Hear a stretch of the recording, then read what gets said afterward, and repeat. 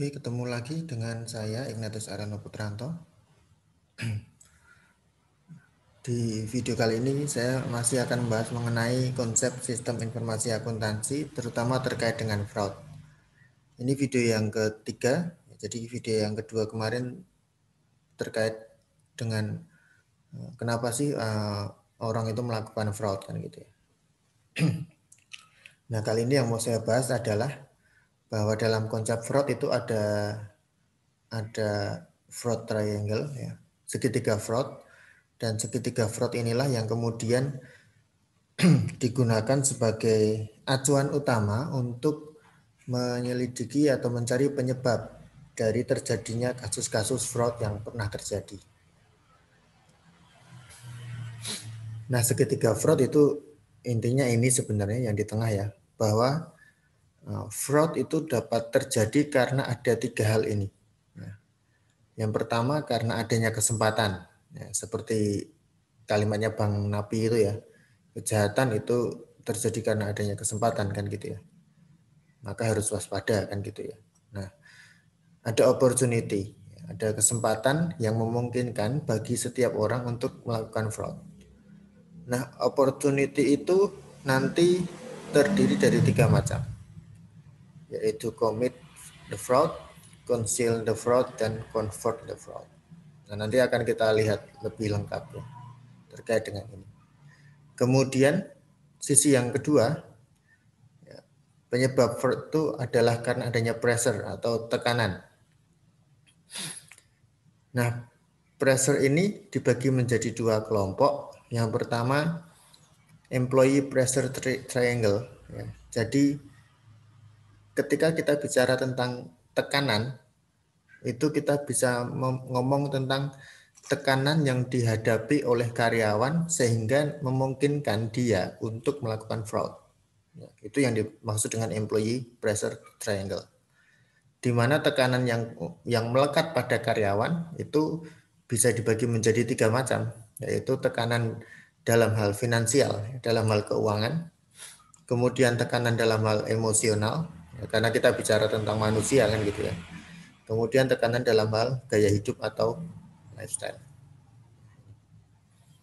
Nah, sementara di sisi yang lain, kalau kita bicara tentang financial statement pressure triangle, ya, tekanan terhadap laporan keuangan, karena kemarin kita juga mengenal ada fraudulent financial reporting, ya, ada fraud untuk aktivitas pelaporan keuangan.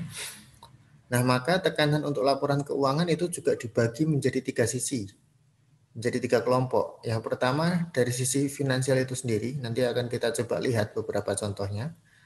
Kemudian tekanan finansial keuangan dari sisi kondisi industri yang dihadapi oleh perusahaan.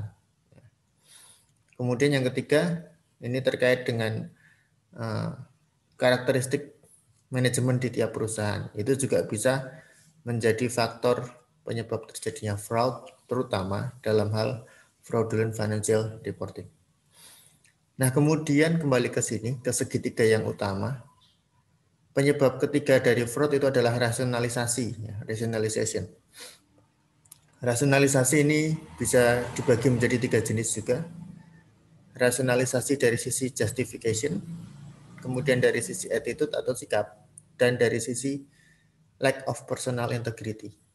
Jadi rasionalisasi itu kalau dibahas secara sederhana adalah semacam pembenaran ya, pembenaran kenapa orang melakukan fraud. Nah, ini adalah konsep segitiga fraud ya. Nanti setelah ini akan kita coba lihat beberapa hal secara lebih detail. Tetapi intinya bahwa fraud itu bisa disebabkan oleh tiga hal, yaitu kesempatan, tekanan, dan rasionalisasi. Oke, yang pertama pressure ya, tekanan, ini yang mau saya bahas dulu. A pressure is a person's incentive or motivation for committing fraud. Jadi tekanan itu adalah semacam motivasi yang menyebabkan seseorang itu melakukan fraud.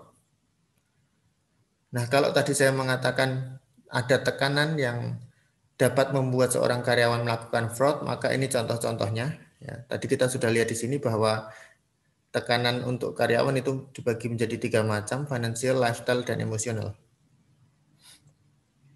Nah, ini contohnya. Yang ada di tabel ini adalah beberapa jenis, ya, beberapa bentuk pressure yang dapat membuat seorang karyawan itu melakukan fraud. Misalnya, kalau dari sisi finansial, ini ada banyak ya, tidak akan kita bahas semua. Misalnya dari sisi finansial, ini yang nomor 2 ini yang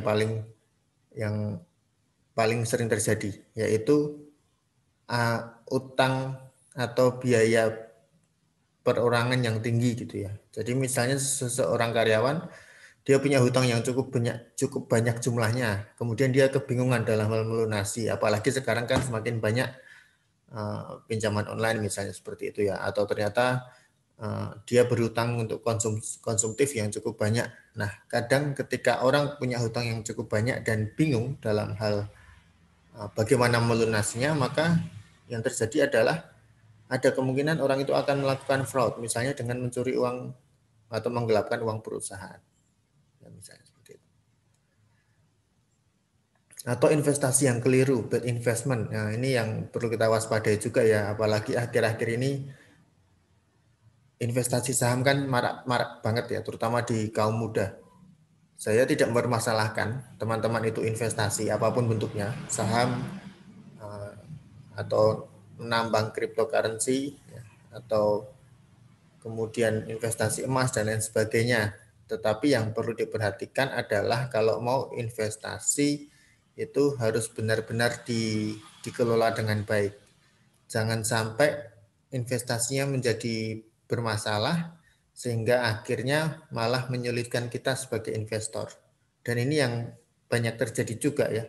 Niatnya kita mau investasi itu untuk mendapatkan keuntungan sebenarnya, tetapi karena mungkin tidak dikelola dengan baik atau tidak dipelajari dengan baik, akhirnya malah banyak ruginya. Padahal bisa jadi investasi yang kita lakukan itu duitnya minjem dari orang lain misalnya. Ya. Seperti kemarin kan ada berita ibu-ibu investasi saham ya, menggunakan uang PKK kalau saya tidak salah. Nah ini kan bahaya sekali ya. Nah hal-hal ini bisa membuat seorang karyawan itu mengalami tekanan dari sisi finansial sehingga dia merasa bahwa saya butuh uang yang lebih nih untuk mengatasi tekanan finansial saya. Nah itu yang pertama. Kemudian yang kedua, emosional, ya, karena kita bicara tentang manusia, maka misalnya yang pertama ini ya, excessive greed, ego, pride, or ambition. Seorang karyawan yang terlalu ambisi berlebihan, punya ego yang berlebihan, itu bisa mengarah kepada employee fraud. Ya, karena dia merasa bahwa ya kalau saya ini orang yang ambisius, pokoknya semuanya harus semua hal yang saya lakukan tuh harus sesuai dengan keinginan saya misalnya. Nah itu nanti akan bisa mengarah ke fraud juga sebenarnya. Meskipun di sisi yang lain kalau orang punya ambisi itu kan penting juga sebenarnya kan gitu ya. Tetapi harus hati-hati karena ini seperti dua mata pisau gitu ya. Nanti bisa malah mengarah ke hal yang negatif kalau tidak dikontrol dengan baik. Atau yang kedua performance not recognized ya. Ini pekerjaannya itu nggak dianggap lah istilahnya. Udah meluangkan tenaga dan waktu yang cukup besar, tapi ternyata pekerjaannya tidak diakui oleh orang lain atau oleh atasan. Nah itu tuh kan jengkel misalnya. Maka kemudian dia akan membalas dendam atau melakukan fraud untuk seolah-olah memberi balasan pada orang yang sudah tidak menganggap pekerjaan dia. Kemudian tidak puas dengan pekerjaan yang dilakukan, job dissatisfaction, ya, itu juga bisa. Ini seperti di video yang kemarin yang saya sampaikan bahwa memang sebagian besar pelaku fraud itu adalah karyawan yang merasa tidak puas dengan pekerjaannya atau merasa dikecewakan oleh perusahaannya. Kemudian ketakutan dalam hal kehilangan pekerjaan membutuhkan power atau kontrol ya masih butuh orang yang masih sangat ingin berkuasa itu juga bisa mengarah kepada fraud dan masih banyak lagi nih tentang emosional. Kemudian lifestyle atau gaya hidup itu juga bisa menjadi pressure bagi seorang karyawan untuk melakukan fraud, misalnya kebiasaan berjudi. Ya, ini yang harus kita waspadai. Kenapa? Karena kalau kebiasaan berjudi itu sekali kita menang, kan terus kita pengen lagi ya. Wah, kalau saya tambahin duitnya lebih besar lagi, bisa jadi nanti saya menang lagi dan saya akan dapat keuntungan banyak misalnya. Atau kalau kalah terus itu justru bukan makin berhenti tapi makin jalan terus gitu kan. Karena kadang ya, yang saya pahami ketika orang berjudi itu kalau kalah terus dia akan semakin penasaran. Kok saya nggak menang-menang sih? Nah ini yang bisa terjadi. Kemudian kecanduan narkoba atau alkohol ya, miras ini juga bisa membuat seseorang melakukan fraud ya. Karena apalagi kalau sudah kecanduan obat-obatan itu ya, dia tentu akan sangat sulit untuk berhenti misalnya. Dia akan selalu butuh terus. Kemudian sexual relationship, kemudian juga tekanan keluarga.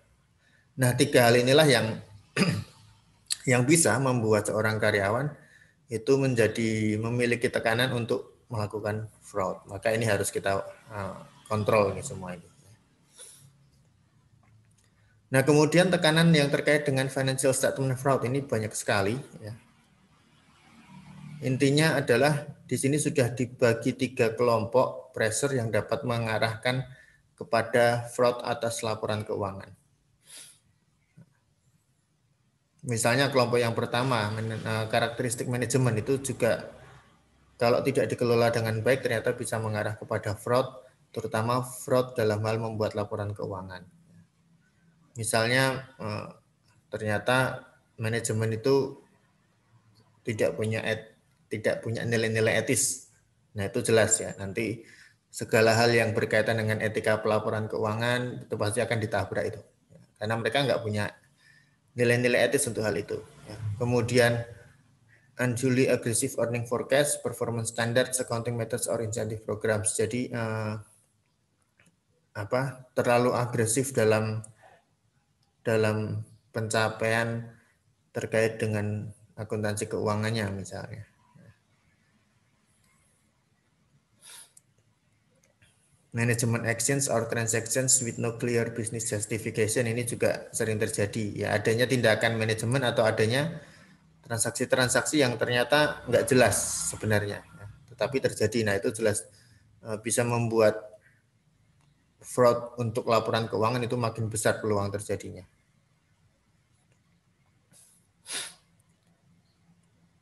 Kemudian yang ini juga bisa terjadi ini, failure to correct errors on a timely basis leading to even greater problems. Jadi misalnya perusahaan itu mengalami masalah, tapi kemudian tidak segera ditangani dengan baik. Di saat terjadi masalah itu, maka efeknya adalah ketika waktu semakin berjalan, masalah yang dihadapi akan makin besar. Nah, ini yang nanti akan bisa mengarah kepada fraudulent financial reporting. Oke, kemudian kelompok yang kedua adalah industry conditions, ya, kondisi industri yang dihadapi oleh perusahaan. Ya, misalnya yang pertama adalah industrinya sedang mengalami penurunan, declining industry. Seperti misalnya ketika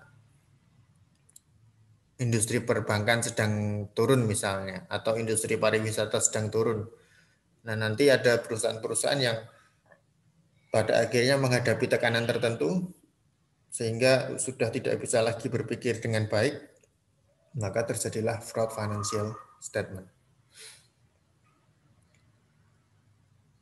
Kemudian kalau dari sisi finansial, ada beberapa hal yang bisa menjadi penyebab dari terjadinya fraud. Misalnya ini heavy losses ya, kerugian besar yang diderita oleh perusahaan, ya, kerugian secara finansial. Ini juga akan menyebabkan seseorang atau menyebabkan perusahaan itu melakukan fraud dalam hal pelaporan keuangan. Ya, karena kalau kerugian yang sangat besar otomatis nanti untuk kembali mendapatkan laba itu menjadi sangat sulit perjuangannya gitu kan. Maka cara paling mudah ya sudah bikin aja laporan keuangan yang seolah-olah menunjukkan bahwa perusahaan itu tidak mengalami kerugian yang signifikan kan gitu. Kemudian economic conditions, ya ini yang pernah dialami banyak negara juga. Inflasi, resesi itu merupakan bentuk tekanan finansial. Maka banyak sekali perusahaan yang kemudian gulung tikar ketika resesi misalnya. Tapi ada juga yang kemudian dengan kondisi resesi mengalami tekanan finansial, maka akhirnya malah melakukan fraudulent financial reporting.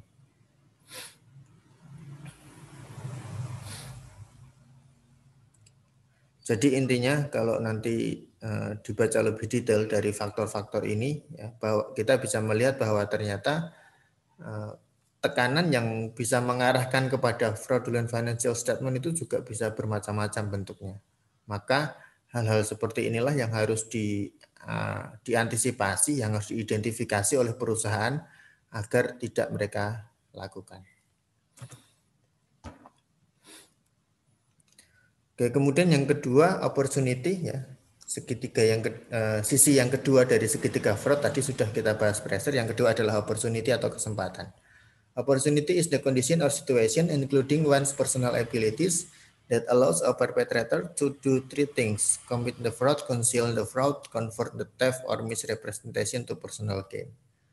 Jadi kesempatan itu adalah situasi atau kondisi, termasuk kondisi atau situasi ini termasuk kemampuan seseorang, itu termasuk opportunity ya, yang memungkinkan seorang pelaku itu melakukan tiga hal fraud ini. Yang pertama commit the fraud, ya, melakukan fraud secara nyata. Yang kedua conceal the fraud atau menyembunyikan fraud yang dia lakukan. Kemudian yang ketiga convert the theft or misrepresentation to personal gain, mengkonversi, mengubah fraud yang dia lakukan itu diubah dalam bentuk keuntungan pribadi atau personal gain.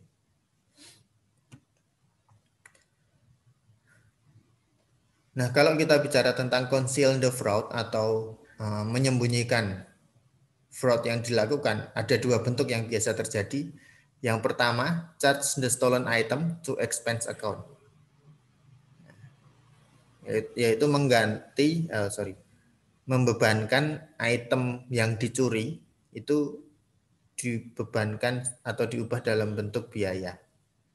Nah, ini sebenarnya hanya sebatas pengetahuan. Jadi nanti teman-teman tetap harus, kalau harus punya integritas yang baik, ya, maka hal-hal yang saya bahas di sini jangan dilakukan kan gitu ya. Tetapi ini penting bagi kita untuk bisa mengetahui sebenarnya fraud itu seperti apa.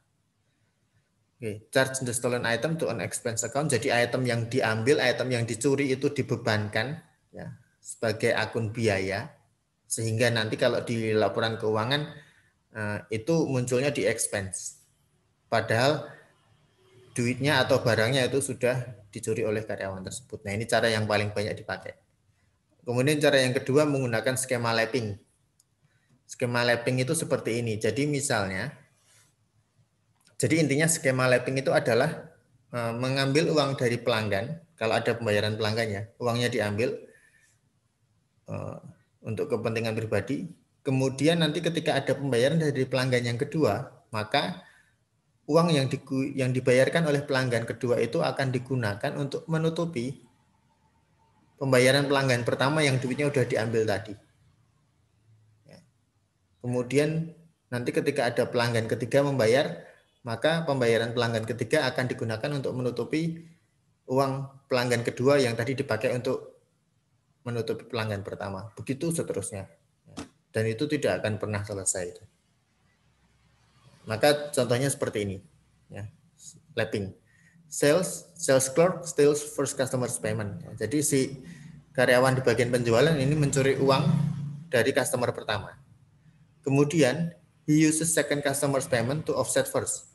Kemudian datanglah pelanggan kedua, melakukan pembayaran juga, melakukan pelunasan juga. Nah, uang si pelanggan kedua ini dia gunakan atau dia catat untuk menutupi uangnya pelanggan pertama yang sudah dia ambil. Kemudian nanti datang pelanggan ketiga melakukan pembayaran juga. Nah, pembayaran pelanggan ketiga ini digunakan untuk menutupi uang pelanggan kedua. Yang mana pembayaran pelanggan kedua tadi uangnya sudah dipakai untuk menutupi uang pelanggan pertama yang dia ambil. Begitu seterusnya. Nah, ini juga teknik yang paling banyak dipakai, ya, lapping ini, ya. Istilahnya gali lubang tutup lubang itu seperti ini. Ya.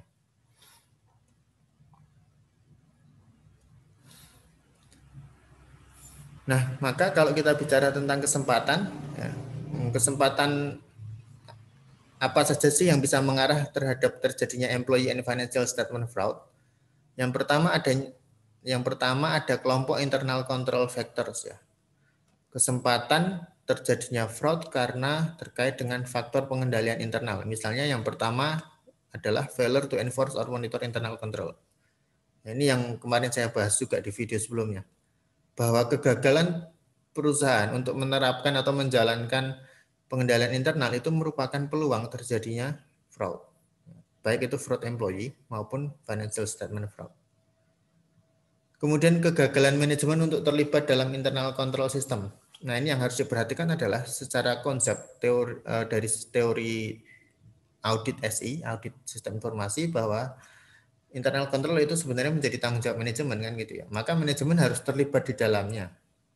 Nah, ketika manajemen itu tidak bisa terlibat secara aktif dan penuh dalam pengendalian internal, ya maka akan menyebabkan terjadinya fraud. Kemudian managerial carelessness, kecerobohan manajerial, manajemen yang terlalu dominan, kemudian tidak efektifnya staff audit internal. Ya, kemarin ada pertanyaan, kenapa sih harus ada internal audit padahal sudah ada external audit? Nah, ini yang perlu diperhatikan. Ya, internal audit itu tetap dibutuhkan dalam rangka sebagai pengendalian internal sebenarnya.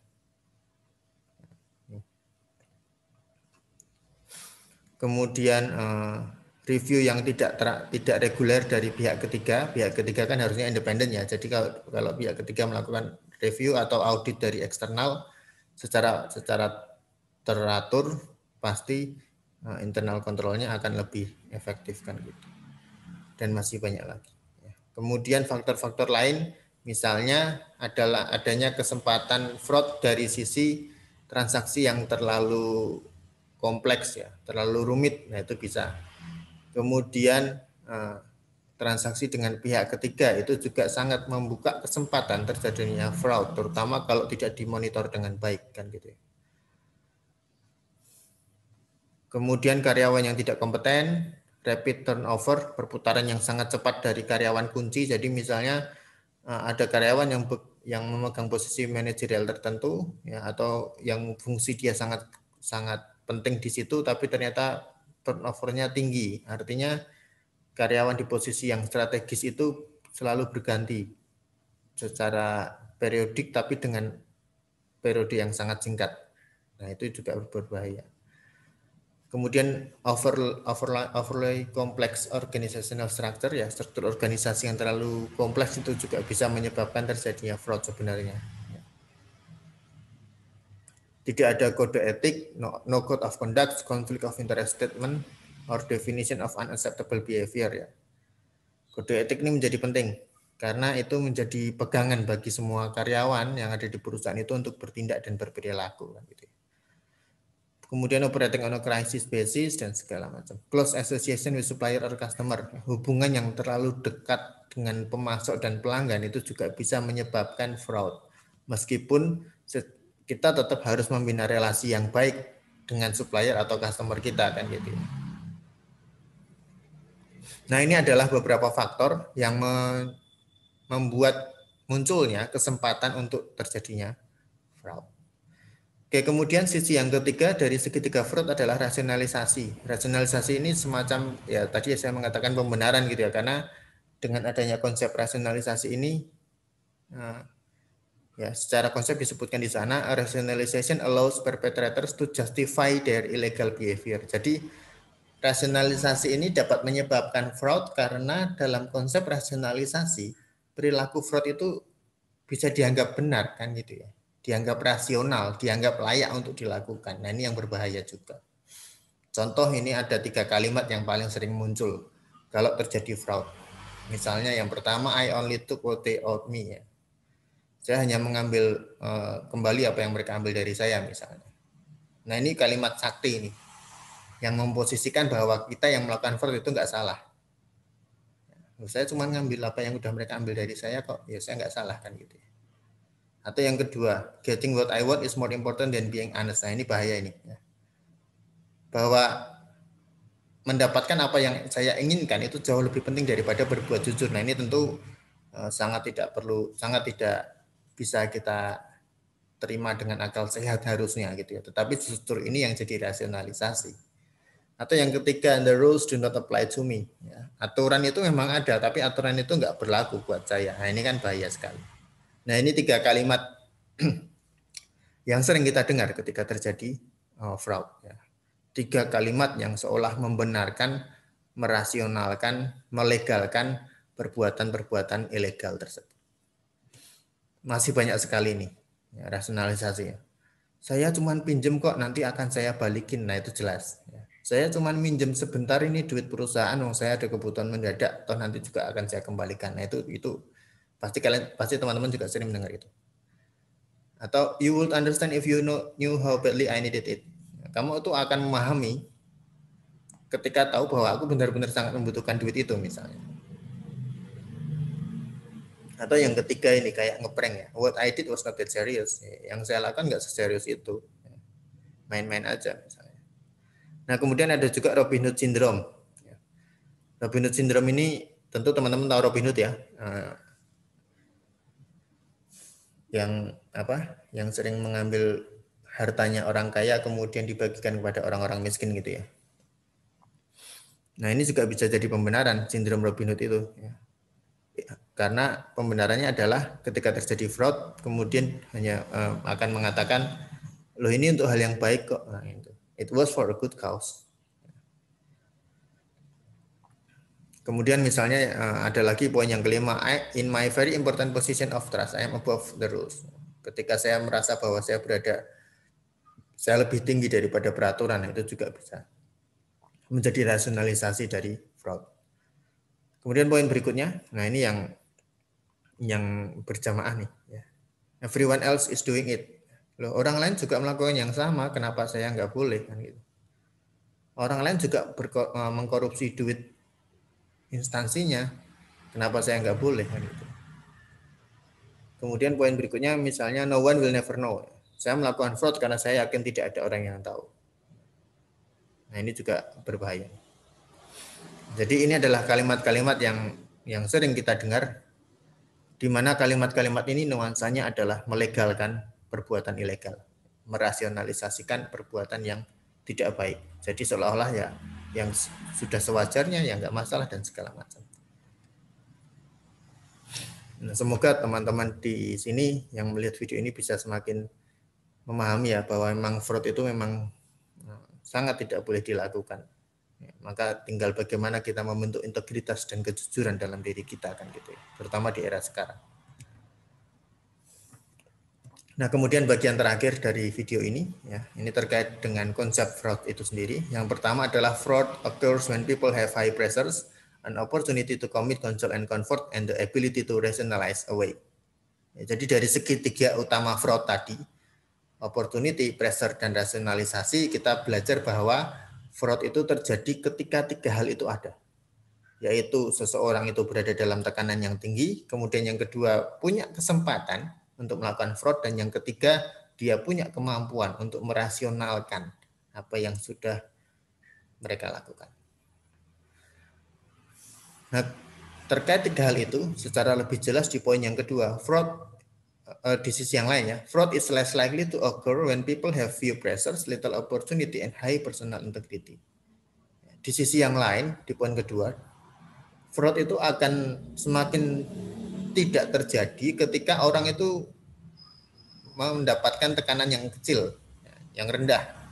Kemudian peluang untuk melakukan fraud juga kecil, serta orang itu memiliki integritas yang tinggi. Nah itu jelas akan bisa mengurangi terjadinya fraud. Maka dari tadi saya mengatakan kita harus selalu punya integritas yang tinggi dan kejujuran, karena itu menjadi dasar dari segalanya. Kemudian fraud can be prevented by eliminating or minimizing one or more fraud triangle elements. Jadi caranya yang paling baik dilakukan untuk meminimalkan fraud adalah dengan menghilangkan atau meminimalkan satu atau lebih elemen dari fraud triangle tadi. Misalnya karyawan ya jangan terlalu di pressure yang ekstrim misalnya kan gitu ya, sampai dia stres dan segala macam misalnya. Atau apa namanya? Opportunity untuk melakukan fraud itu dipersempit. Ya, tidak ada celah bagi orang untuk melakukan fraud, itu juga bisa. Nah, maka poin yang terakhir, although companies can reduce or minimize some pressures and rationalizations, the greatest opportunity to prevent fraud lies in reducing or minimizing opportunity by implementing a good system of internal control. Jadi memang yang paling besar dampaknya adalah opportunity, ya. Karena peluang itu selalu ada, kesempatan itu selalu ada dimanapun, ya, seperti kata Bang Napi tadi. Maka Stanford dan Romney juga menyarankan kalau perusahaan bisa meminimalkan dengan baik peluang terjadinya fraud, maka itu yang bisa memberikan dampak besar sebenarnya. Nah, bagaimana cara meminimalkan kesempatan untuk melakukan fraud? Di kalimat terakhir sudah disebutkan dengan cara menerapkan sistem pengendalian internal yang baik. Kenapa? Karena sistem pengendalian internal yang baik itu kalau memang benar-benar diterapkan, benar-benar dijalankan, fraud itu bisa tidak terjadi. Nah, itu yang bisa saya sampaikan terkait dengan fraud triangle. Setelah ini nanti ada video terakhir tentang computer fraud. Terima kasih yang sudah menyimak. Sampai jumpa di video berikutnya.